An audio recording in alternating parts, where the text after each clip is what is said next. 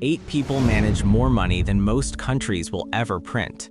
You are about to become one of them, starting from the very bottom. But the bottom here still pays more than most people's ceiling. Level 1, the research analyst. Salary $95,000 base. Bonus up to $40,000. You arrive at 6:47 a.m. The office is already running. Terminals glow. Someone 3 desks over is already on their second espresso and their 4th model revision. You haven't even opened your laptop. Your job is simple on paper. Cover a sector, build models, surface ideas. You are watching 15 companies simultaneously. Their earnings calls, their CapEx decisions, their competitor filings, their management changes. You are not making decisions yet. You are feeding the machine. But here's what they don't tell you on day 1. The quality of your work determines whether a portfolio manager even sees your name. You're not pitching to a boss. You're pitching to someone managing $800 million who hasn't slept properly in 3 days and has zero patience for anything that doesn't move a needle. You stay until 9 p.m. You go home, you check your Bloomberg terminal from your phone. You don't know it yet, but someone on the 4th floor is already reading your notes. His name doesn't matter. He appears in almost every meeting you're never invited to. You'll learn his name in about 6 months. By then, you'll understand why everyone in the room defers to him without being asked. This is where it starts. Level 2, the senior analyst. Salary $180,000 base. Bonus up to $120,000. 18 months in, something shifts. A PM asks you to present directly, not summarize, not support. Present. You build the deck over a weekend. 32 slides on a mid-cap industrial compounder trading at a discount to intrinsic value. You walk in at 8 a.m. on a Tuesday. 6 people in the room. One of them is the man from the 4th floor. He says nothing during your presentation. Afterward, the PM tells you the fund took a $40 million position based on your thesis. You don't feel excitement immediately. You feel something closer to vertigo, because now you understand what this actually is. These aren't numbers. Every decimal point is someone's retirement. Every thesis is a bet placed with capital that has weight, physical, political, generational weight. You start sleeping differently. Not less, just differently. You also start noticing the hidden system. Ideas flow upward, but credit flows selectively. You surface a thesis on a European logistics company. It performs 34% in 8 months. Your name appears in one internal memo. The PM's name appears in the quarterly letter to investors. Something doesn't add up. You file that feeling away. Level 3, the portfolio manager emerging. Salary $250,000 base. Bonus $400,000 to $800,000. You were given a sleeve, $40 million to manage independently. This is the line most people in finance never cross. Not because they lack intelligence, the building is full of intelligent people, because the psychological threshold is different on this side. When you were an analyst, you had conviction about ideas. Now you have conviction about size, about when to add, when to cut, when to hold through pain. The first time your sleeve drops 8% in 11 days, you learn something they cannot teach you in any classroom. The difference between knowing you're right and being able to act like you're right while losing money. You hold. The thesis plays out. You recover, then exceed. The man from the 4th floor schedules a 30-minute meeting. It runs 2 hours. He asks you questions that sound like conversation but are actually evaluation. He's watching how you think under scrutiny, not how you perform under pressure. Anyone can be trained to perform. He's watching what you actually believe when someone smarter than you challenges it. You leave the meeting not knowing if you passed. 3 weeks later, your sleeve is increased to $120 million. You passed. Level 4, the portfolio manager established. AUM $800 million. Total comp $2 to $4 million.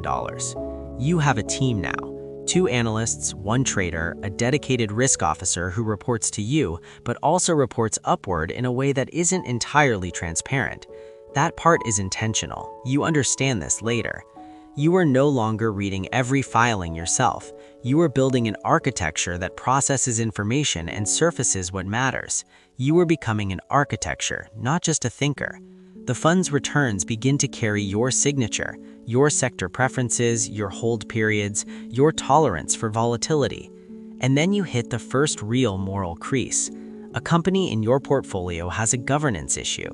Not illegal, not reportable, but the kind of thing that if you were investing your own money, you would exit immediately. Except you're not investing your own money. You're managing the pension allocations of 30,000 retired teachers in the Midwest who have never heard of this company and never will.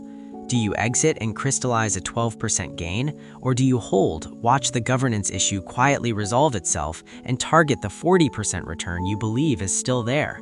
You hold. It works. You don't feel good about the process, but the outcome is clean. You learn that in this business, the outcome is usually what gets remembered. This is where it changes. Level 5. The Sector Head. AUM responsibility, $4 to $6 billion. Total comp, $5 to $9 million. You stop going to certain meetings, not because you're excluded, because your time has a cost now that is calculated explicitly. Someone, somewhere, has run the math on what an hour of your attention is worth to the fund. That number is larger than most annual salaries. Your calendar is managed by someone else. Your travel is coordinated across time zones you don't live in. You spend 6 days in Seoul, 4 days in London, a weekend in Sao Paulo that gets extended because a sovereign fund wants a conversation. The man from the 4th floor is now on the same floor as you. You realize, slowly, then all at once, that he has been tracking your trajectory since your 2nd month at the fund.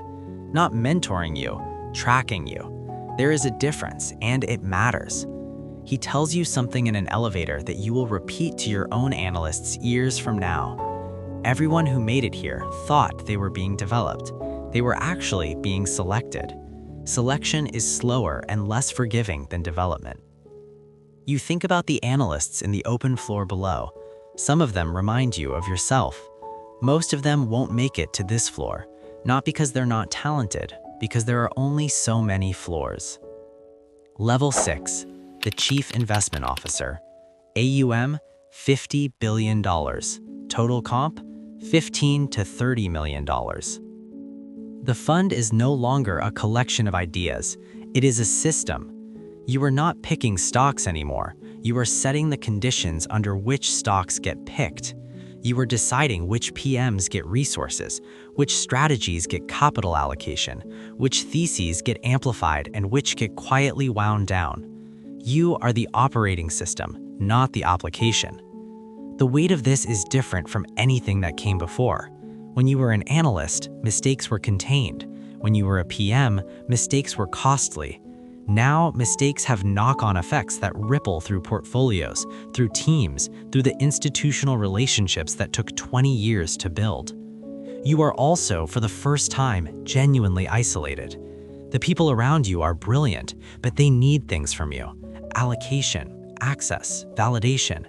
The conversations are never fully clean. You find yourself trusting your own judgment more, not because you've become arrogant, but because the feedback loops have narrowed. There are fewer people who can tell you something that will actually change your mind. The man from the 4th floor, he's been here the whole time. You understand now that he was never just a colleague. He was the institutional memory of the fund. The one who remembered every decision, every pivot, every time someone's conviction was tested. And he has been watching you the way you once watched companies, looking for the gap between what is said and what is actually believed. He retires quietly, no announcement. His office is empty on a Tuesday. You don't ask where he went. You don't need to. Level 7, the founder level operator. Net worth, $200 million to $800 million. Influence, structural. You were no longer defined by the fund. The fund is partially defined by you. Your name in a cap table signals something. Your presence at a conference shifts which conversations happen in which rooms. You have moved from being a participant in financial systems to being a variable that other systems account for. You sit on 2 boards. You advise one sovereign wealth allocation committee. You've been asked twice to join government economic advisory panels. You declined both. Not out of modesty, out of strategic clarity. Public visibility carries public exposure. You learned this from watching people who had what you had and lost it by stepping too far into the light. The moral compressions of earlier levels have compounded into something more complex. You are not making individual decisions anymore. You are setting the architecture of incentives that shapes how thousands of decisions get made below you. The ethical weight is distributed and diffused, which makes it easier to carry, but no less real. Level 8, the principle. Quiet, unreachable, permanent. There is no announcement for this level. You are not introduced at conferences. You don't have a profile that gets updated. Somewhere in 3 or 4 rooms that most people will never enter, your name appears on documents next to numbers that would be difficult to fully comprehend if printed. You are not managing capital anymore. You are directing the conditions that shape how capital moves across geographies, across cycles, across decades. The time horizon you operate in has expanded past any single market cycle. You are alone in a way that is not uncomfortable because you've been moving to this solitude since the first morning you walked into that office at 6:47 a.m. and felt the hum of something larger than yourself. The fund is still running. A new analyst arrived this morning. She came in at 6:47 a.m. She opened her laptop. She looked at the terminal like it contained a code she hadn't broken yet. She is right. Somewhere on the 4th floor, someone is already reading her notes. The system continues.